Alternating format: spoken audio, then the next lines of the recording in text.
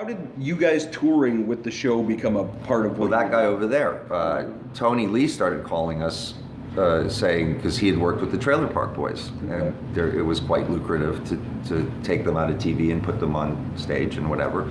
And Tony called, and it took a while for us to say yes. Of course, I said yes immediately, probably. Kenny was a bit more difficult.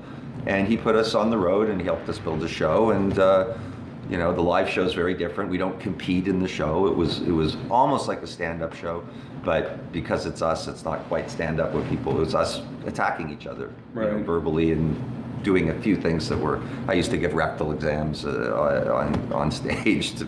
Unreal, but we did that, and so it's just to be honest, I prefer live to television. Really? Well, of course, because financially, it's pretty good. I don't have to deal with executives. Okay. I get to go on the road, so I have two lives. I've got a family life, and Tony books me enough so that I'm at home just enough so my wife won't kick me out.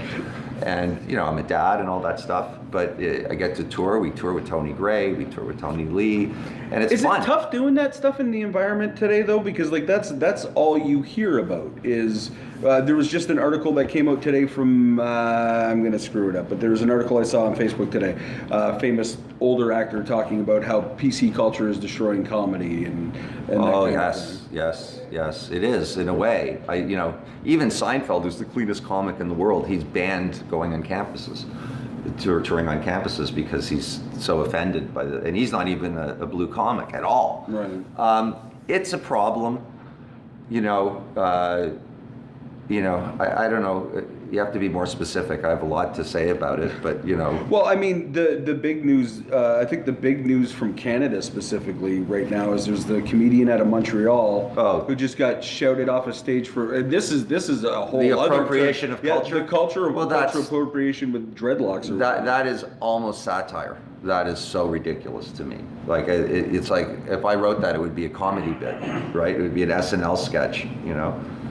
If that really happened, I assume it's a true story. Well, shame on them. Look, I love Andrew Dice Clay. Yeah, me too. But I get it. I get Andrew Dice Clay. Yeah. You know, he's playing an idiot.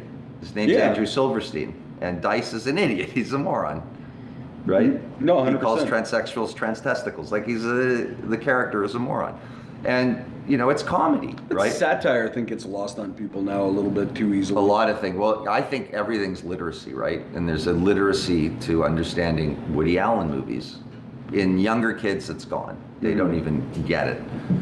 It's sad to me, but you know what? There once was a place called vaudeville, you know, a circuit. That's gone, extinct. Wrestling managers gone. Right. That's the way it is. So if you want to survive, you got to keep adapting.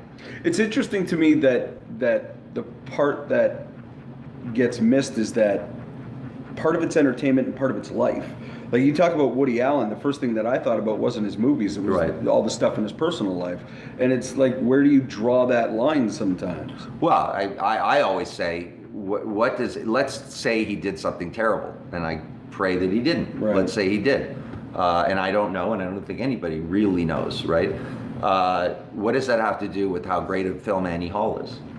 Zero, to me. You know, and I guess the argument there is, and it's a little weird when you're talking about Annie Hall because he made his money from Annie Hall, you know, 40 years or 30 years ago. But I guess the argument is like somebody who does cross that line or whatever, do they? I don't know. I don't even really know. I don't really understand the argument. But do they still deserve to make a career? Yeah. Do they still deserve to make a career out of? It's like the free market. If he can have a career, he has it. And if there's some kind of retarded, and I use that word intentionally, politically correct movement that wants to stop him, well, you got to fight that. But what can you do? You're either gonna, you know, roll over and die. You can apologize. You can. There's so many ways around it, right? Or it'll kill you. And how about the comment about PC culture killing comedy? You come from. The live show that you guys do is slightly raunchy, not completely raunchy. I finger guys' asses on stage. I don't think it gets raunchy. All right, so it's slightly raunchy. Do you guys feel any of that pressure? No pun intended. Well, Kenny, first of all, I don't think he could be a straight comic in terms of not swearing, Right. not bringing up the least funny things in the world, like the Holocaust, and making them funny. That's who he is, and that's what he does. So, and I support it 100% because I know Kenny, and he's a good person, and you know, it's not even an act. It's just there's a separation between the art and the real person, right? And that's what I'm saying about Woody Allen. You know, we had a few times where people complained about the content. I just found out yesterday from Tony Gray that we had Mennonites in the front row of some show and they stormed out. I don't remember this, but apparently it happened. Like recently? No, I don't know. Oh, okay. I don't remember because I don't know. But I don't know, you know, it's like everybody's got an opinion now. Everybody's in some tribe. Nobody knows what the fuck they're talking about. The only people that do or maybe do are the experts who have the time to study these complex world issues of every kind of nature you can imagine. You know, yesterday there was the Gillette ad, you know, we talked about that earlier. I mean, I cannot believe the response to that ad, you know, with the right digging in, going, they're trying to ruin men and let men be, you know, it's beyond anything. It's like we don't know how to deal with this technology in any kind of rational way. That it's just so much of it, and it's so oversaturated, and it comes at us so fast.